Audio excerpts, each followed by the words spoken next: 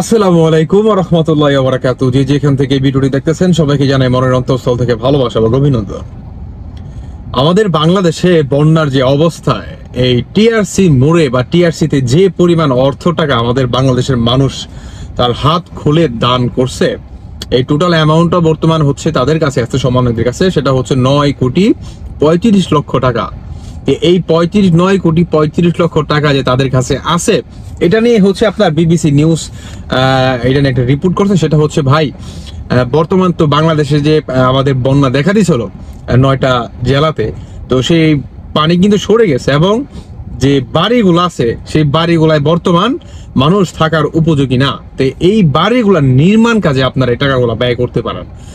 তারা বলতেছে দেখেন এই টাকাটা আমরা, এটা হচ্ছে সার্জিস আলম, তিনি বলতেছেন যে এই টাকাটা আমরা ব্যয় করতে পারি, কোনো সমস্যা নেই, কিন্তু এটা একটু বিবেচনায় আনতে হবে এবং আপনাদের দুশ্চিন্তা করার কোনো দরকার নেই। টাকাটা ব্যাংকে রাখা হয়েছে, মানে অ্যাকাউন্টে রাখা হয়েছে, টাকাটা সেফ আছে।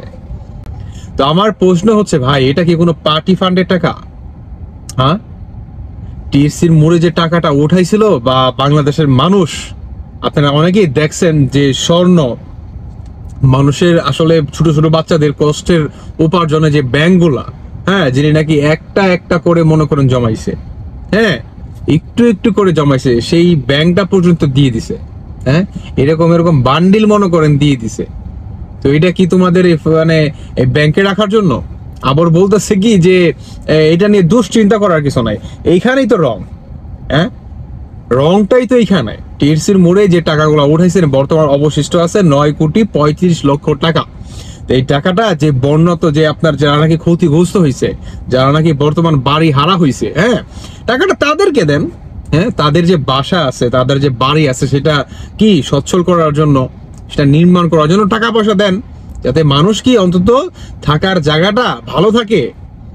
আর আপনারা যদি না পারেন, আসুন না ফাউন্ডেশনে দিয়ে দেন। আসলে মেন সমস্যাটা কি জানেন? মেন সমস্যাটা হচ্ছে সমন্বয়কদের ভিতরে বর্তমান যে পরিমাণ কামড়া কামড়ি এবং অমুকরে বলতেছে তুমি ভুয়া সমন্বয়ক, অমুকরে বলতেছে তুমি ভুয়া সমন্বয়ক, এই এদের ভিতরে যে একটা কামড়া কামড়ি শুরু হয়েছে। এবং শুধু এটাই না, এদের ভিতরে বর্তমান রাজনীতির যে একটা পাওয়ার এবং দেশের যে একটা মানে বড় একটা উচ্চ লেভেলে গেলে যে একটা ক্ষমতা ভোগ করা যায় সরকারি দিক দিয়ে, এটা তাদেরকে মনে করেন পেয়ে বসছে খুব ভালোভাবে।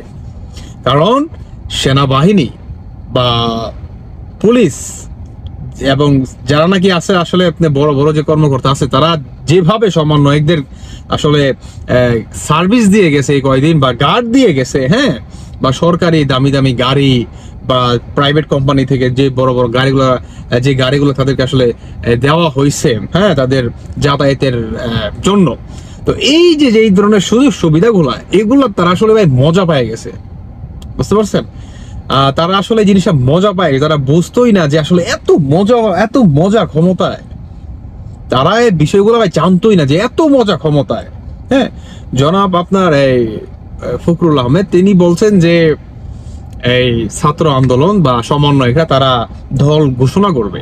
তো তারা যদি দল ঘোষণা করে, তাদের মাধ্যমে যদি মানে ইলেকশন হয়, ওই ইলেকশন তো কখনোই মনে করেন আপনারই হবে না। হ্যাঁ, ওই ইলেকশন কখনোই সূক্ষ্ম হবে না, এটাই বাস্তবতা ভাই। আমি শুরুতেই যখন নাকি কোঠা আন্দোলন হয় তখন তাদের পাশে ছিলাম এবং স্বৈরাচারের বিরুদ্ধে কথা বলছি, কিন্তু বর্তমান আমি কিন্তু মাঝখানে কিন্তু বলছিলাম যে এই সমন্বয় যারা করতেছে আপনারা অতি দ্রুত এটাকে শুধরে নেন, কারণ আপনারা কাজগুলা ঠিক করতেছেন না, অতএব শুধরে নেন, নিজের ভুলটাকে শুধরে নেন। কিন্তু আস্তে আস্তে এদের ক্ষমতার লোভ একে একে মনে করেন পেয়ে বসছে। বাংলাদেশের বর্তমান মানুষ জানেন কি বলতেছে? স্বৈরাচারই ভালো ছিল, কারণ দেশটা তো একটা লেভেলে ছিল, মানে কি এক তালে গেছে। কিন্তু এরা যা করতেছে বর্তমান ক্ষমতার লোভে, এটা কখনোই মনে করে আসলে কোনো বিবেকমান মানুষ কখন এটা মেনে নিতে পারে না। বিধায় আজকে সাধারণ জনগণ এবং ছাত্র সমাজ তাদেরকে হাহা দিচ্ছে। এবং যেই তারা একটা পোস্ট করতো ফেসবুকে বা কোনো একটা পেজে, সেখানে শত শত মনে করেন 100টার যদি কমেন্ট পড়তো, 100টার ভিতরে আপনার 95% হচ্ছে ভালো কমেন্ট যেত, কিন্তু এখন সেই 95% হচ্ছে ব্যাড কমেন্ট আসে। এবং যদি 1000টা যদি লাইক আসে এবং কমেন্ট আসে, এবং ওইটার ভিতরে হাই মনে করেন বেশি আসে। কেন আসে? এই হচ্ছে তাদের অবস্থা। আমি একটা কথা বলি না যে বাংলাদেশের মানুষ বর্তমান বোকা চৌধুরী না, এটা আপনাকে সবার আগে বুঝতে হবে। এতদিন যাবত যে বাংলাদেশের মানুষদেরকে যে বোকা চৌধুরী ভাবতেন, বাংলাদেশের মানুষ বোকা চৌধুরী না। অতএব মাইন্ডেড কেমন। বর্তমান ছাত্র সমাজ জেগেছে, সাধারণ জনগণও জাগছে, আস্তে আস্তে সবাই জাগবে।